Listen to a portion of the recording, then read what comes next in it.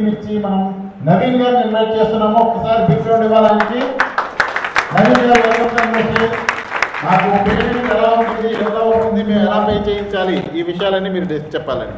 Right. Okay sir, thank you. So అందరికీ welcome to tea house and good evening. చెప్పండి ఒకసారి గట్టిగా, good evening and happy evening, happy morning. So కొత్తగా ఎవరు వచ్చారు? కొత్తగా? ఓ సూపర్.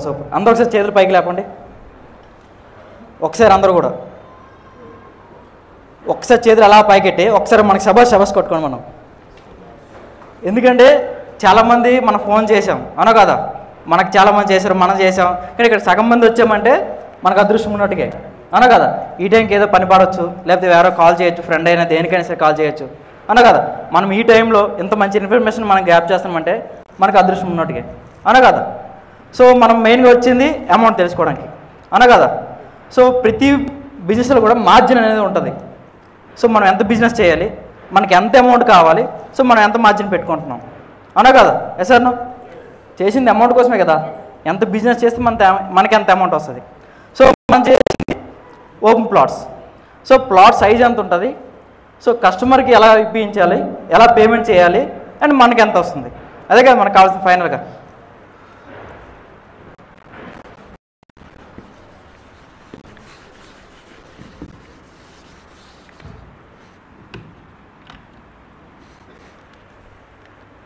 సో ఫస్ట్ మనం చూసుకుంటే మన వెంచర్లో డిఫరెంట్ టైప్స్ ఆఫ్ ప్లాట్స్ ఉంటాయి.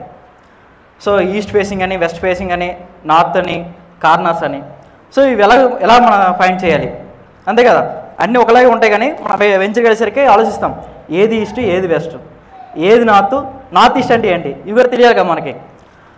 సో ఒక ప్లాట్ ఉంటే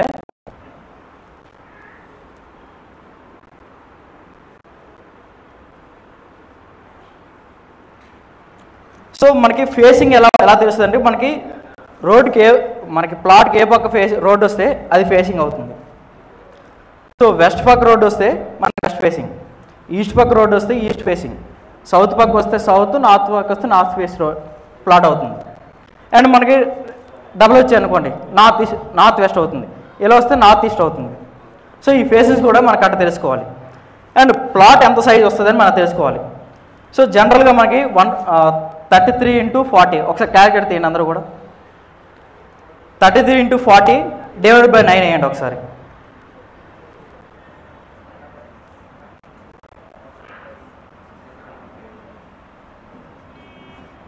మనకి 147 స్క్వేర్ యార్డ్స్ వస్తుంది.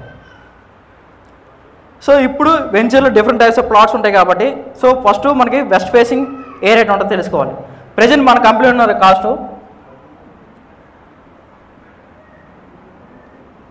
10,500 ప్రజెంట్ మన వెస్ట్ ఫేసింగ్. సో ఇందులో మనం చూసుకుంటే 10,500లో సో కస్టమర్కి ఎలా పేమెంట్ చేయాలి, అంతే కదా. సో బుకింగ్ అమౌంట్ ఉంటుంది మనకి. బుకింగ్ అమౌంట్ 1 lakh కట్టించాలి. అండ్ 7 daysలో 25%.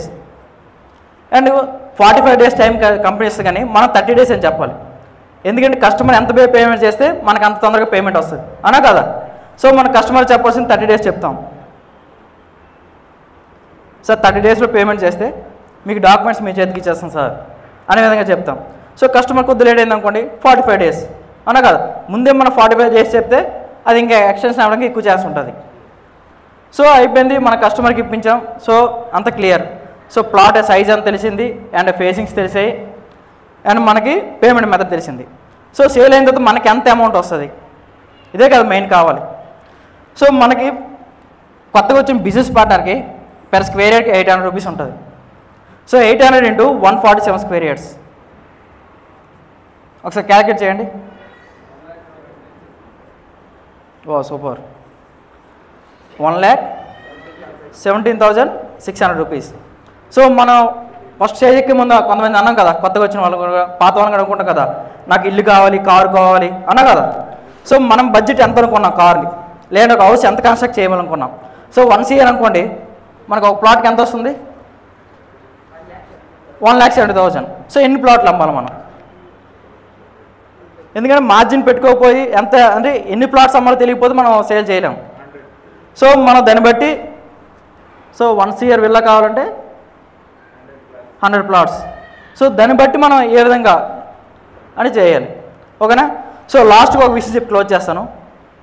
సో మనం ఇవన్నీ చేయాలంటే ముందు మనకు కావాల్సింది ప్రిపరేషన్, అంటే వెంచర్ ఎక్కడ ఉంది, సో ఎంత కాస్ట్లో ఉంది, అక్కడ వచ్చే డెవలప్మెంట్స్ ఏంటి, అండ్ థర్డ్ది కంపెనీ ఎలాంటిది. సో కంపెనీ ఇప్పుడు ప్రజెంట్ మీ సీనియర్ ఉన్నారు తెచ్చిన అతనికి మీకు కస్టమర్ వచ్చినప్పుడు అతను బిజీ అయిపోయారు, ఫోన్ కలవట్లేదు, అప్పుడు మీరు ఎవరికి ఫోన్ చేస్తారు కార్ కోసం?